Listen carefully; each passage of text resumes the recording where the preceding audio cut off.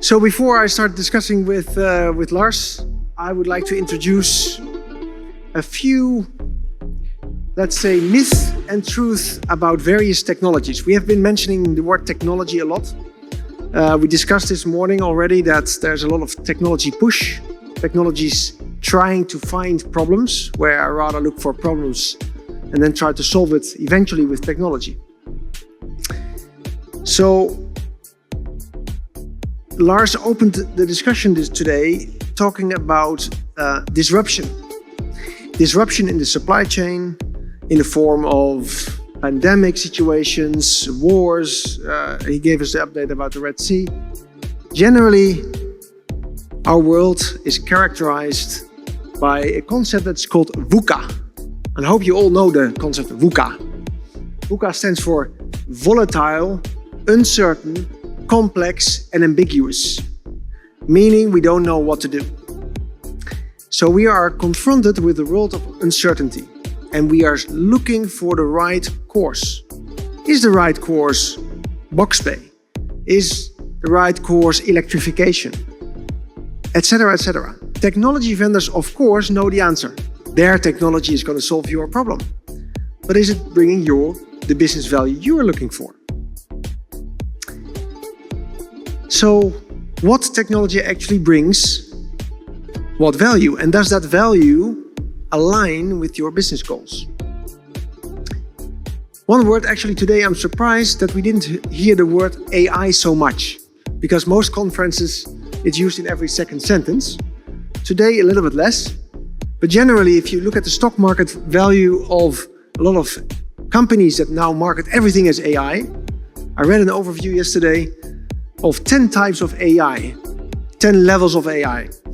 And the first 3 levels that the guy mentioned in this little YouTube video that I watched, they were not really AI. They were just rule-based systems, algorithms that we do already for 50, 60 years. But of course, the brand name AI now increases stock value. Now, one of the examples I always use, just like Andre this morning, I see myself as an early technology adopter. So I was one of the first guys in the Netherlands driving a Tesla, believing Elon Musk's story, because Elon Musk, foremost, is a very good marketeer. He gets things sold that never work. And one of the things he introduced at some point is a vision-based rain sensor.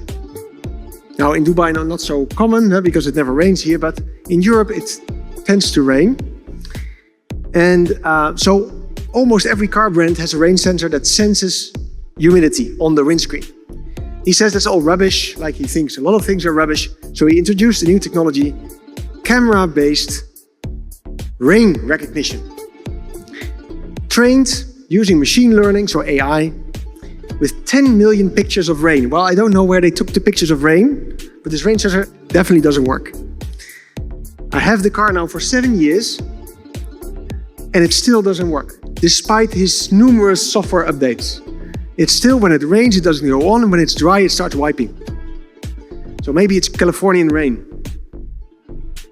Also, this little picture that I use a lot, can you imagine that an autonomous car would get out of this situation? With lines around it. So, now, am I a disbeliever in AI? Not at all. I think AI can be extremely useful. But where we need to focus on is examples like using AI to improve our OCR at the gate.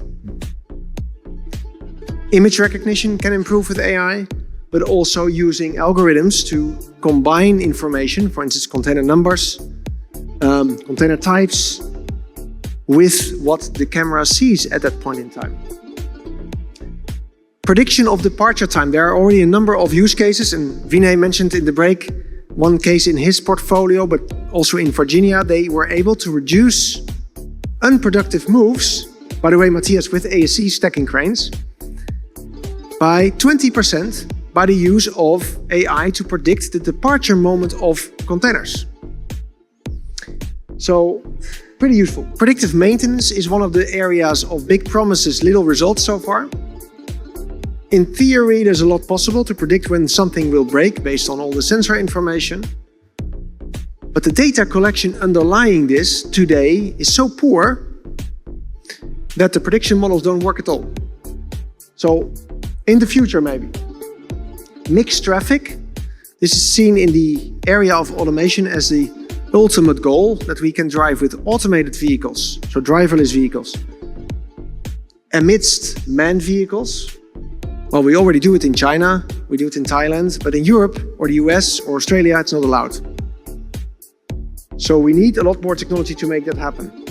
And coming back to Andre's speech this morning, improving the quality of data exchange. If we could AI capable of recognizing bullshit data, telling what's wrong and what's right in the data you receive, we would have a really high potential company.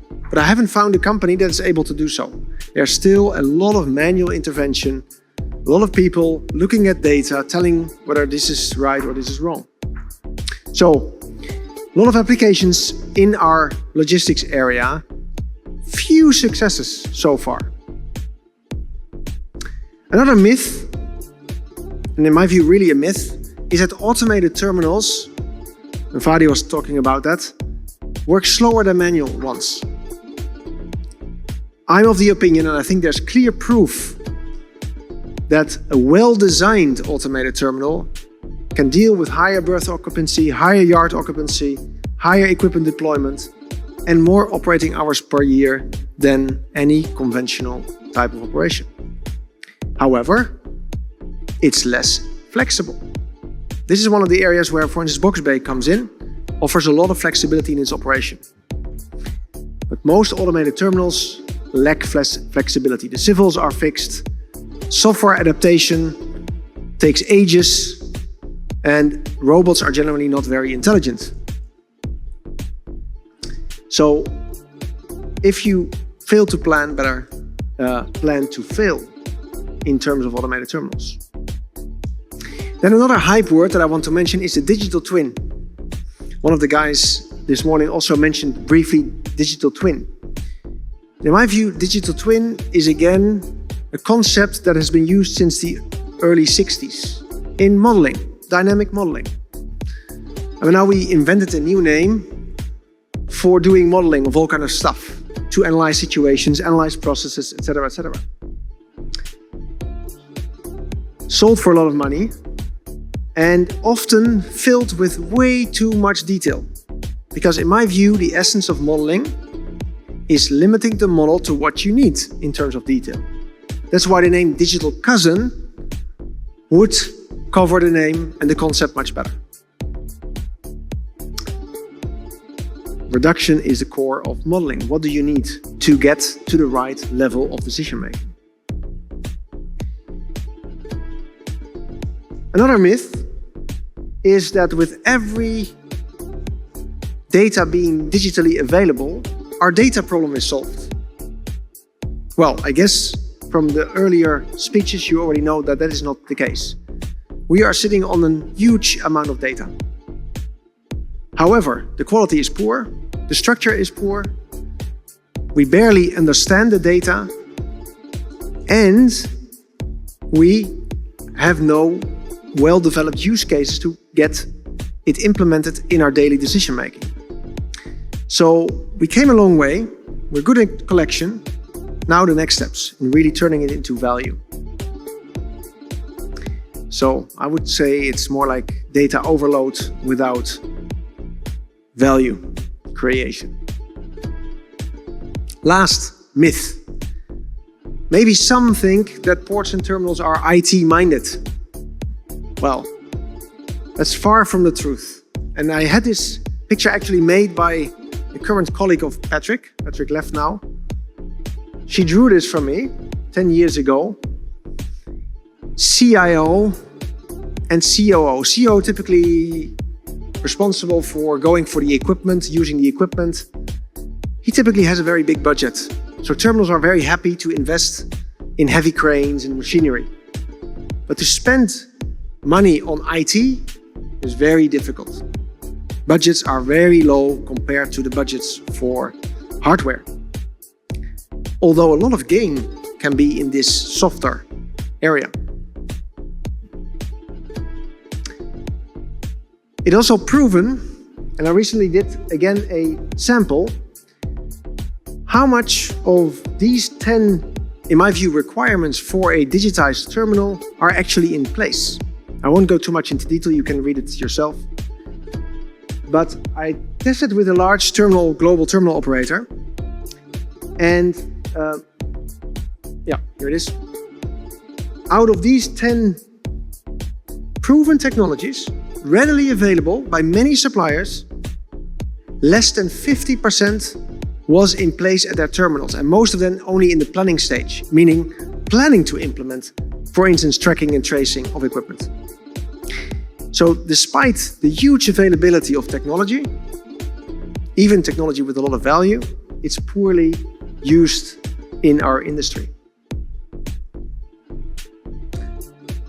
So a little summary. AI is an all-encompassing panacea?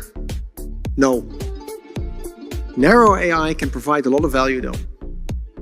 Today, still very limited true results at business value. Automated terminals are slower, not true, they're less flexible, and we have already quite a number of proven results in practice. A lot of investment go to digital twins. What we see is merely 3D, very nice 3D, static models of facilities with not so much value in terms of decision making. The data problem, we're still struggling with data quality, although we have a lot of data. Lacking standards, lacking data quality is making the use difficult. And if we look at IT in ports, again, a long way to go to get to full use of what actually the technology sector is offering.